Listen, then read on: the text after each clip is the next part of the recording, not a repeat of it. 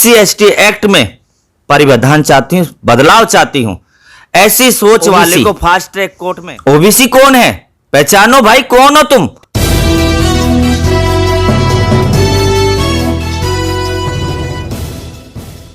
श्री महाकाल, मैं भवानी माँ जी।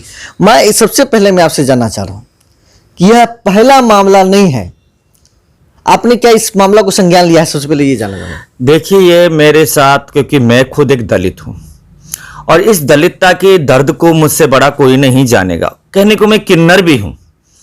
और आज हम कहते हैं कि हिंदुस्तान के 75 साल अमृत उत्सव। कहाँ का अमृत उत्सव? क्योंकि हम चाहते तो इस उत्सव में विघ्न भी डाल सकते थे, प्रोटेक्ट कर सकते थे, लेकिन नहीं, हिंदुस्तान हमारा है। हमारा बाबा साहब जी ने संविधान लिखा, लेकिन उनकी वो बात मुझे आज दोबारा याद आती है, क्योंकि एक बार वो अपने एक स्टूडेंट से बोल रहे थे कि बेटा, मैं दिल्ली हिंदुस्तान से अमेरिका की दूरी पार कर सकता हूं, लेकिन इस क्लास के मटका जो है उसकी दूरी मेरे पास से पार करने की हिम्मत नहीं है, क्योंकि मेरी जात वो नहीं है कि मैं उस मटके को दूर कर दूं। वही मटका हिंदुस्तान के अमृत उत्सव पे वापस आईना दिखाता है कि हम आजाद हैं कि नहीं हैं। हर घर तिरंगा। तो इंद्र महवाल के घर पे मैं तिरंगा लगाऊं या कफन पहनाऊं, उस जगह कौन गया? कोई नहीं गया। आज मेरे समाज के लोगों के नाम पे आप स्कूलों में आरक्षण मांगते हैं, 25% जगह मांगते हैं, उसमें 25% कहते हैं हम दलितों को पढ़ाएंगे, बड़े बड़े हॉस्पिटल पे हम जगह मांगते हैं, लेकिन फिर भी एक शिक्षा देने वाले शिक्षा मंदिर होता है, उस मंदिर में हेडमास्टर को भगवान का दर्जा दिया था कि गुरु गोविंद दोनों खड़े, काकर लागू पाव गुरु हारी, गुरु आपके जो गोविंद दिया बताए।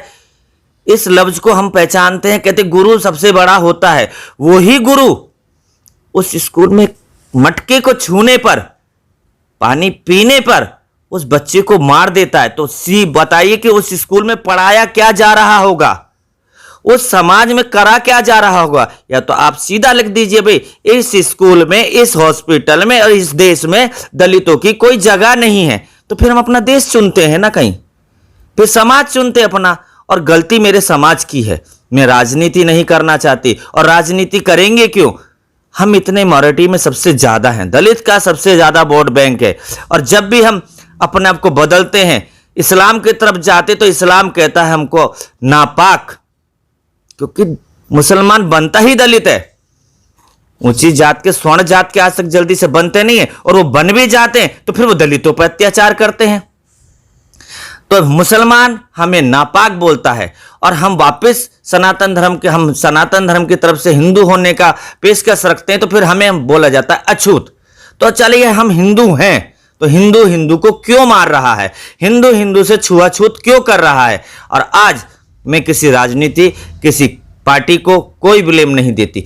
आज जो भी ब्लेम देती हूं, मैं हिंदुस्तान के दलित समाज को देती हूं, क्योंकि हम चुप बैठे हैं। हम चुप बैठे हैं। छठा पे कमीशन के बाद मेरा 4 क्लास की नौकरी छीन ली गई। ठीक है, आरक्षण के लिए गुर्जर आरक्षण लड़ता है तो दिया जाता है, जाट करता है तो वो, क्योंकि ये आरक्षण मांग क्यों रहे हैं? फिर गाली खाने को सिर्फ 2 ही समाज है। सवर्ण समाज आरक्षण नहीं मांगा, लेकिन फिर भी सरकार को आरक्षण दे दिया। स्वर्ण समाज ने मांगा ही कब है? स्वर्ण समाज आप कहते किसको? ब्राह्मण, क्षत्रिय और वैश्य, ये स्वर्ण समाज है। बाकी 6,500 हजार जातियां तो शूद्र में आती, संविधान कह रहा है ना। और हमको किस चीज में बांध दिया है? First category, second category, third category, SC ST OBC।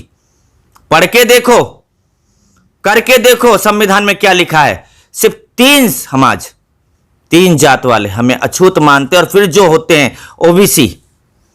OBC कौन है? पहचानो भाई, कौन हो तुम? फिर आरक्षण ले क्यों रहे हो? मेरे आरक्षण से दर्द नहीं हुआ था। गुर्जरों के बाद जब जाटों ने आरक्षण मांगा, तो आप मेरे आरक्षण पे बात करने लगे। मैं इन चीजों पे बात करना नहीं चाहती। SC ST एक्ट में परिवर्तन चाहती हूं, बदलाव चाहती हूं। ऐसी सोच वाले को फास्ट ट्रैक कोर्ट में सजाए मौत की, फांसी की सजा दी जाए। नहीं दी जाएगी तो अब हिंदुस्तान में पूरा दलित एक समाज एक आवाज लेके खड़ा होगा। ना तो फिर कोई बीजेपी होगी, ना वो कांग्रेस होगी, ना आम आदमी पार्टी होगी, ना क्षेत्रीय पार्टी होगी, क्योंकि हमारे ही वोटों से आप जीतते हैं और हमारे ही बच्चे को मारते हैं। सरकार से हॉस्पिटलों में 25% का मांगते जी हम दलितों को दवाइयां देंगे, वो देंगे। बड़े बड़े तुमने इंस्टीट्यूट खोल लिए, उसमें 25% की जगह ले लेते हो, हर चीज ले लेते हो, और फिर हमारे बच्चे को ही मार दिया जाता है। तो मैं किस जगह, किस समाज को बोलूं कि मैं हूं कहां, मैं हूं कहां? हम तो हिंदुस्तान के होने के बाद भी हिंदुस्तान छोड़ नहीं सकते। आप रोहन इंडिया वाले का प्रॉब्लम हो गई, आपको नाइजीरियन को आप देते हो, जो यहाँ के हम मूल निवासी हैं। हम हैं कहां यहाँ पे? मुगल क्या भंगी चमार को लेके आए थे? इंद्र जो है, इंद्र का जो हत्या कर दिया, जो हत्यारा है, उसको जेल कर दिया गया है। तो जेल करने से क्या होगा? जेल करने के बाद आज तक ये बताओ ना, SC/ST एक्ट पे कितनों को तुमने सजाएं दी हैं? और सजा से बात नहीं बनेगी, बिल्कुल नहीं बनेगी।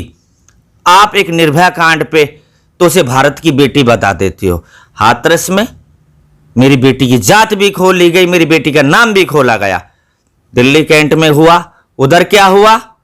बलात्कार होता है, मेरी बेटियों का होता है। इज्जत लुटती है, मेरी बेटियों की लुट जाती है। मूंछ रखते तो मेरा समाज मारा जाता है, पेशाब पिलाया जाता है, शादी पे स्वर्ण की गलियों में से बारात नहीं लेके निकल जाते, टीवी में दिखाते हैं भाई सब। पुलिस प्रोटेक्शन के हिसाब से बारातें निकाली गई। ये आज का भारत है, अमृत उत्सव का भारत। ये क्या विदेशों में आपकी बात नहीं जा रही होगी? आप तिरंगे की बात है, हम तिरंगे की इज्जत करते हैं। तिरंगा हमारी जान है, शान है, मेरे देश की पहचान है, और देश की पहचान से दलित अलग नहीं है।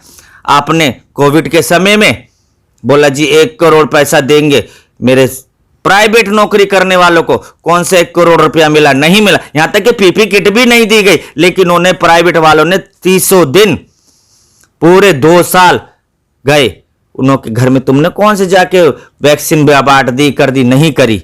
मेरा शोषण तो हर जगह हुआ है, लेकिन अब नहीं सहेगा हिंदुस्तान, बिल्कुल नहीं सहेगा।